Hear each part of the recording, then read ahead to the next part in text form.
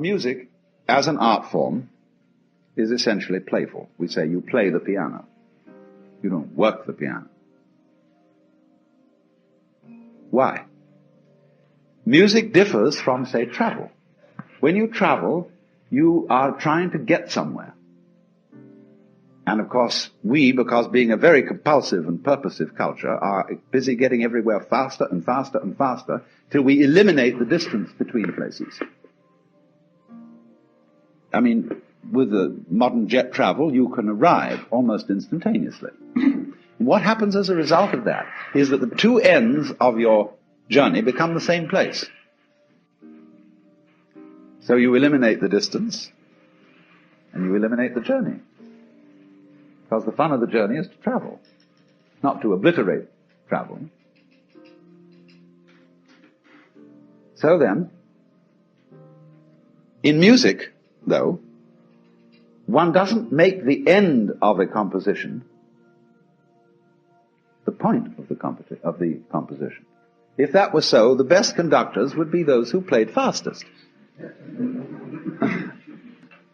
And there would be composers who wrote only finales.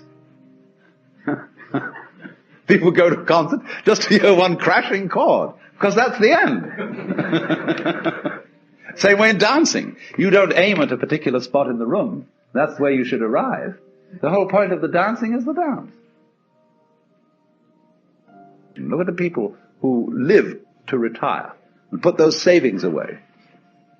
And then when they're 65, they don't have any energy left, they're more or less impotent, and they go and rot in an old people's, senior citizens community.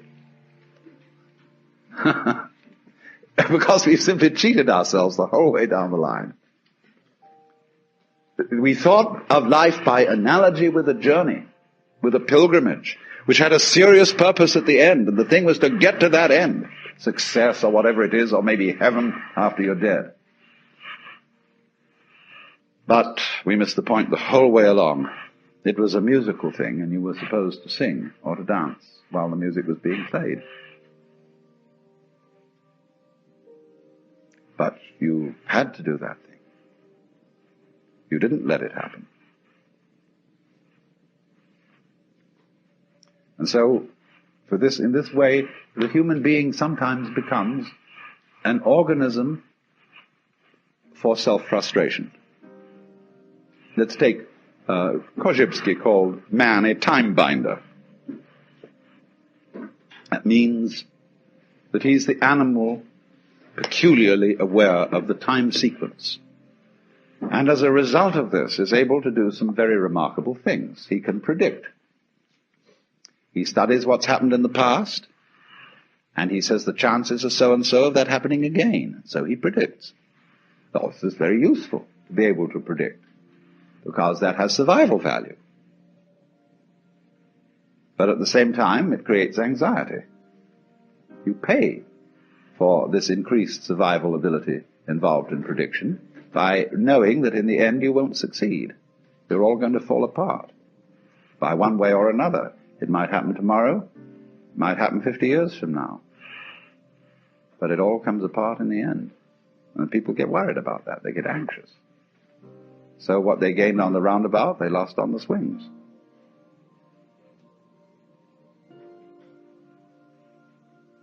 So then, if you see, on the other hand, that existence, this is, as I said, my basic metaphysical assumption, which I won't conceal from you, that existence is musical in nature. That is to say that it is not serious. It is the play of all kinds of patterns. We can look upon different creatures as we look at different games, as we look at chess, checkers, backgammon, tennis. There's the tree game, the beetle game, the grass game. Or you can look at them as you look at different styles of music, mazurkas, waltzes, sonata, etc., all down the line. There are all these different things doing their stuff. And we're doing that. Now, existence, you see, is something that is spontaneous. The Chinese word for nature, ziran, means that which happens of itself. Your hair grows by itself. Your heart beats by itself. You breathe pretty much by itself. Your glands secrete their essences by themselves. You don't have voluntary control over these things. So we say it happens spontaneously. So when you go to sleep and you try to go to sleep, you interfere with the spontaneous process of going to sleep. Try to breathe, real hard, and you find you get balled up in your breathing. So, if you're going to be human, you just have to trust yourself to have bowel movements and go to sleep and digest your food. Of course, if something goes seriously wrong and you need a surgeon, that's another matter. But by and large, the healthy human being doesn't, right from the start of life, need surgical interference. And he lets it happen by itself. So with the whole picture, that is fundamental to it. You've got to let go and let it happen, because if you don't, you're going to be all clutched up. You're going to be constantly trying to do what can happen healthily only if you don't try.